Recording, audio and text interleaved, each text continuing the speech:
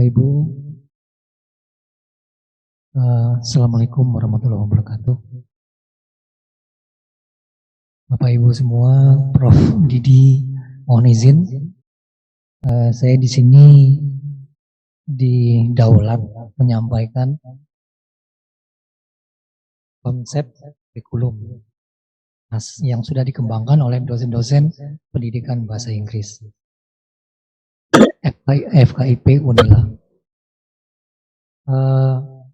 Jadi intinya adalah bahwa draft yang akan disampaikan ini sifatnya masih dalam proses penyempurnaan dan itu akan kita sempurnakan terus.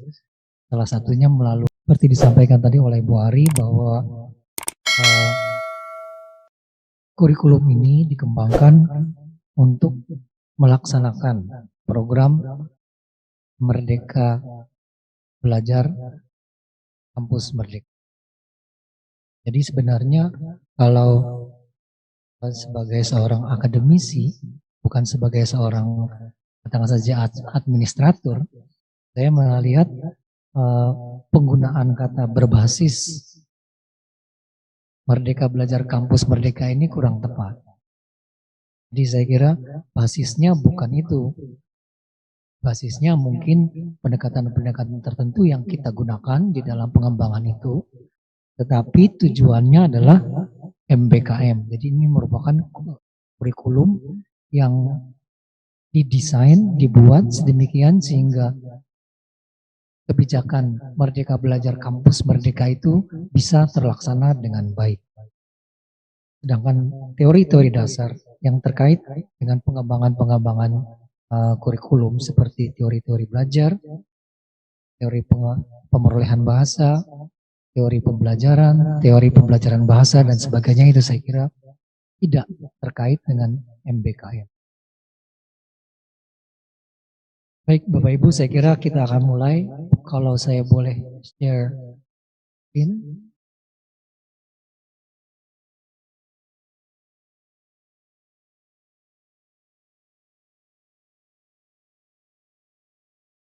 Kurikulum Merdeka Belajar Kampus Merdeka, Program Studi Pendidikan Bahasa Inggris FKIP Universitas Lampung. Kurikulum ini seperti saya sampaikan tadi memang akan disiapkan untuk pelaksanaan program Merdeka Belajar Kampus Merdeka. Tentu saja kurikulum ini nanti pada akhirnya tidak akan berdiri sendiri. Artinya kurikulum program studi pendidikan bahasa Inggris FKIP inilah harus seiring sejalan dengan kurikulum program studi pendidikan program studi pendidikan bahasa Inggris lain di FKIP universitas lain yang juga melaksanakan Merdeka Belajar Kampus Merdeka, sehingga pertukaran mahasiswa antar program studi antar perguruan tinggi itu bisa terlaksana. Jadi dengan kata lain, ini adalah sebuah konsep yang kami tawarkan. Monggo nanti Bapak Ibu, teman-teman dari program studi bahasa Inggris lain, perguruan tinggi lain, saya kira kita akan bekerja bersama-sama, kemudian mengembangkan konsep bersama demikian sehingga kita bisa melaksanakan pertukaran mahasiswa.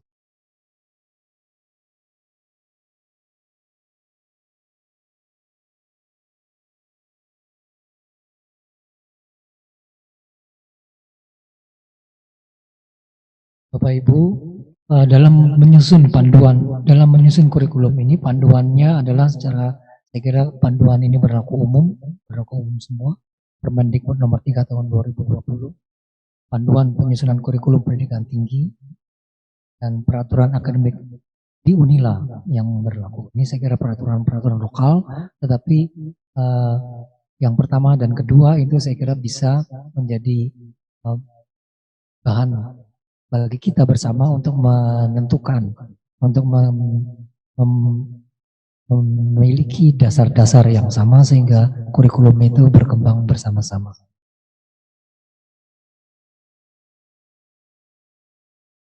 Selanjutnya ini terkait dengan profil lulusan. Di dalam kurikulum yang dikembangkan oleh teman-teman di Prodi Pendidikan Bahasa Inggris FKIP Unila. Jadi disiapkan kurikulum itu untuk mencapai 7 profil lulusan. Yang pertama adalah guru bahasa Inggris, English teachers. Yang kedua adalah penerjemah. Penerjemah ini terbatas pada English Indonesian translators karena Indonesian English translators itu saya kira membutuhkan desain yang lebih kompleks. Untuk sementara ini sesuai dengan kemampuan mahasiswa S1, saya kira kita baru sampai pada English Indonesian translators. Yang ketiga adalah English public speakers. Di sini tidak hanya sebagai public speakers, tapi juga nanti didesain supaya bisa menjadi MC, menjadi moderator, pembicara, bahkan bawa makalah dan sebagainya. Yang keempat, English test developers.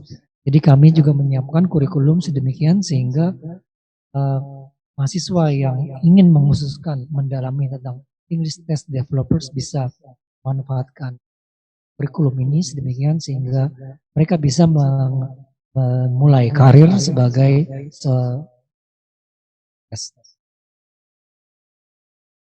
jadi disiapkan sejumlah mata kuliah pilihan khusus untuk itu. Yang kelima, English Instructional Material Developer. Kurikulum ini juga yang didesain ini juga memungkinkan mahasiswa memfokuskan dan mengembangkan keterampilan pengetahuan pada aspek atau pada fokus pada pengembangan bahan ajar. Yang keenam, English Course Designer. Jadi saya kira ini terkait dengan tidak hanya kursus-kursus bahasa Inggris, tapi juga dengan ESP, saya kira, English Specific Course.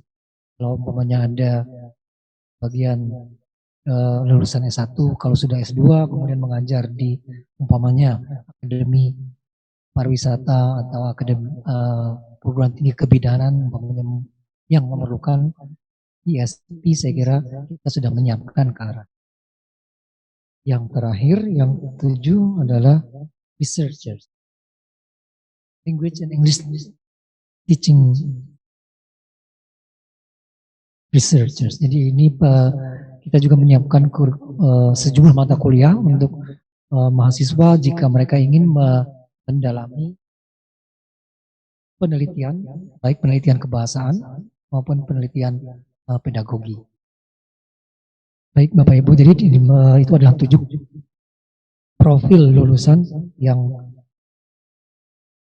oleh kurikulum yang dikembangkan oleh teman-teman di Prodi Pendidikan Bahasa Inggris itu dimungkinkan tercapai.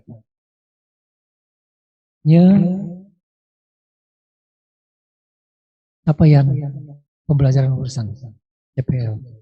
Saya kira ini adalah suatu hal yang rutin, tahap umum, keterampilan khusus, dan keterampilan. Keterampilan khusus ada 3. Dari segi sikap tentu saja bertakwa kepada Tuhan Yang Maha Esa. Kemudian menghargai keanekaragaman sosial budaya ini terkait dengan multikultur. Dan bertanggung jawab atas pekerjaannya. Saya kira ini terkait dengan profesionalisme yang tinggi. Selain sikap juga kurikulum ini nanti akan diharapkan bisa mengembangkan keterampilan umum terkait dengan pemikiran logis, pengambilan keputusan secara tepat, mengembangkan jaringan kerja, kolaborasi, melakukan proses evaluasi, dan membuat dokumentasi. Terkait dengan keterampilan khusus, kurikulum ini akan membuat mahasiswa memiliki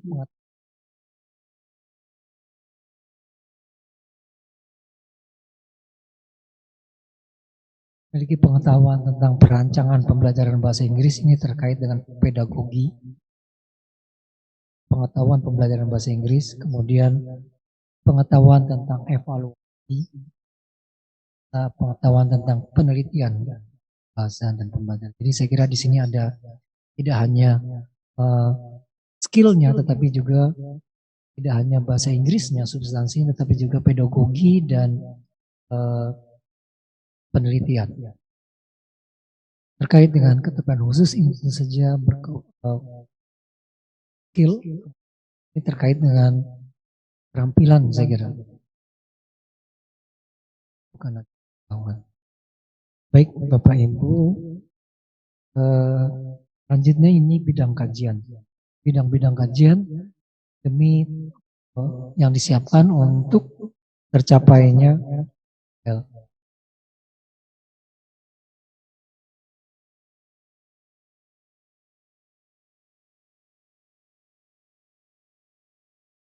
terdapat 4 bidang kajian: keterampilan umum, pengetahuan, dan keterampilan khusus.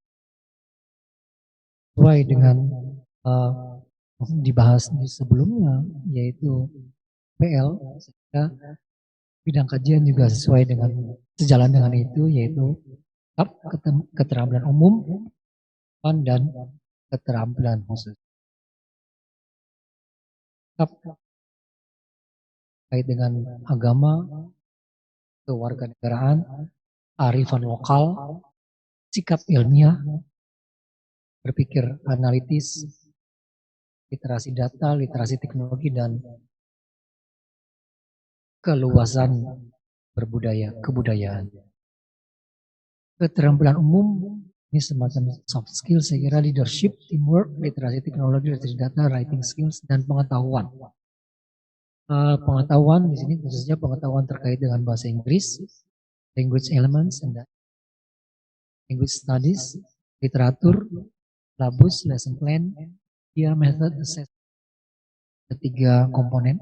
Yang pertama adalah pengetahuan terkait kebahasaan, yang kedua pengetahuan terkait pedagogi, pembelajaran, dan ketiga pengetahuan terkait penelitian. Demikian juga keterampilan khusus, saya kira berpulang kepada 3 komponen yang sama: language skills, pedagogical skills, and research methodological.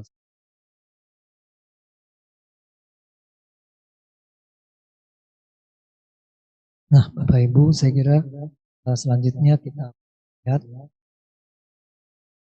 sebaran mata kuliah.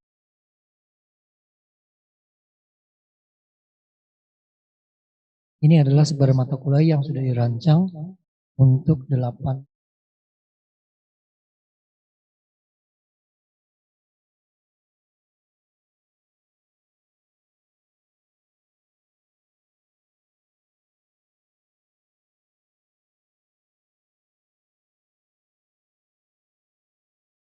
baik. Ini sudah disebar mata kuliah itu menjadi dari kembali ke atas, izin Bapak Ibu. Kalau kita kembali ke capaian pembelajaran urusan, kemudian bidang kajian, ini dikembangkan menjadi keterampilan kecil, kemudian keterampilan itu diikat menjadi mata kuliah itu kemudian disusun penyebarannya. Dasar-dasar penentuan penyebarannya antara lain tentu saja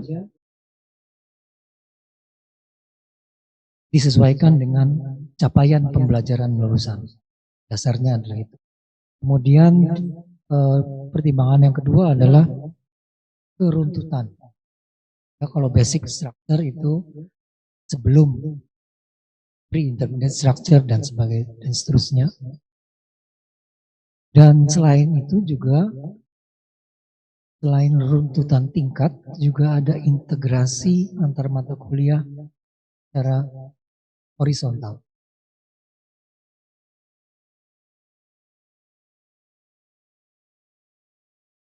Selain pertimbangan vertikal dan horizontal, kalau vertikal terkait urut-urutan, horizontal terkait dengan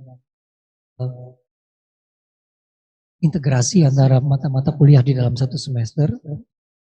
Aspek lain yang juga menjadi pertimbangan adalah beban belajar. Jadi dengan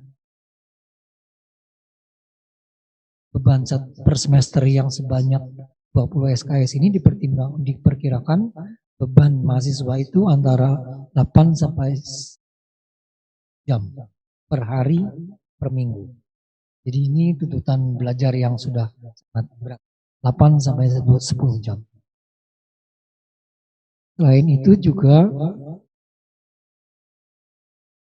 penyusunan mata kuliah ini terutama ini adalah memang sesuai dengan tujuan kita mengembangkan kurikulum yang memungkinkan pelaksanaan program Kementerian Merdeka Belajar Kampus Merdeka. Jadi memang diupayakan, nanti Bapak Ibu akan lihat bahwa kurikulum ini penyebarannya memang kalau nanti sudah ada koordinasi dengan program-program studi lain dalam pengembangan kurikulum yang serupa, kita akan bisa melaksanakan pertukaran mahasiswa dengan dasar kurikulum yang kurang lebih sama. Kurikulum ini tersebar dalam 8 semester. Semester 1, semester 2, kemudian semester 3, semester 4, semester 5.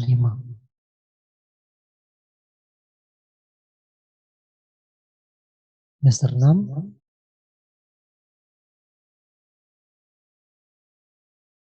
semester 7,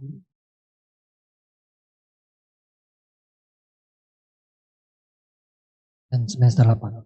Semester 8 ini terakhir saya kira di mana mahasiswa mengambil seminar skill dan ujian skripsi.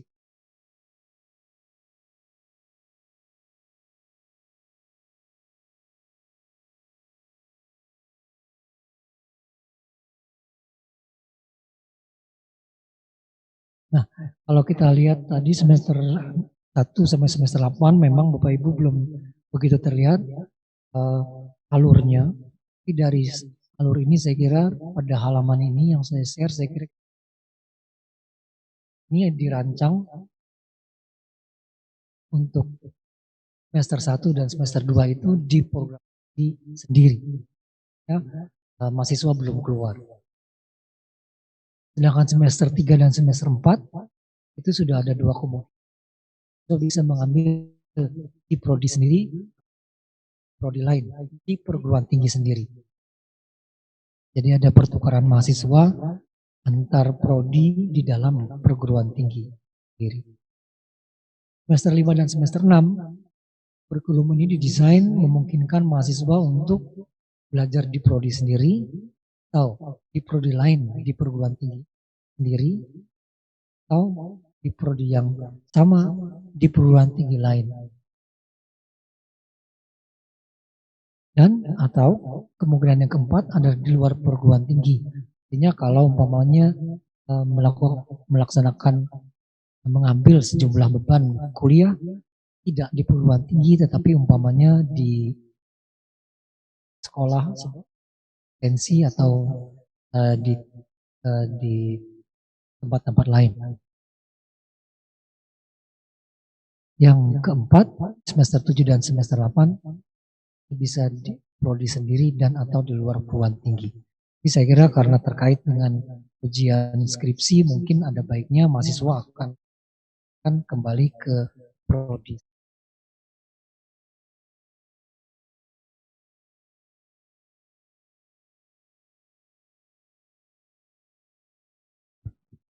Oh, ini ini terkait dengan mata kuliah yang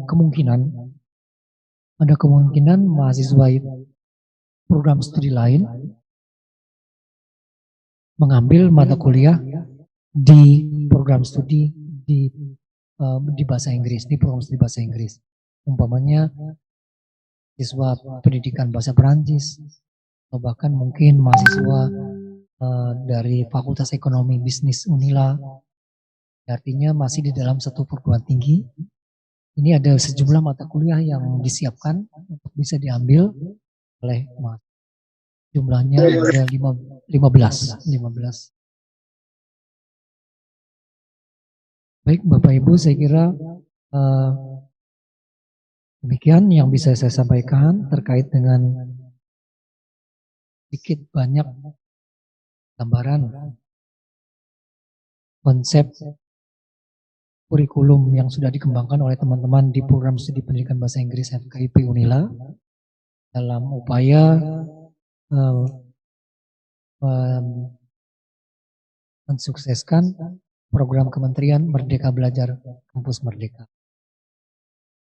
Mohon maaf kalau di sana sini ada kekurangan, tentu saja penyampaian saya juga tidak terlalu jelas. Saya harapkan tidak terlalu jelas sehingga Bapak Ibu nanti bisa menyampaikan poin-poin mana yang perlu saya perjelas dan poin-poin mana yang perlu kita pertimbangkan ulang. Jadi pertanyaan dan saran saya kira itu akan menjadi masukan kami yang berharga. Demikian. Terima kasih. Terima kasih. Assalamualaikum warahmatullahi wabarakatuh.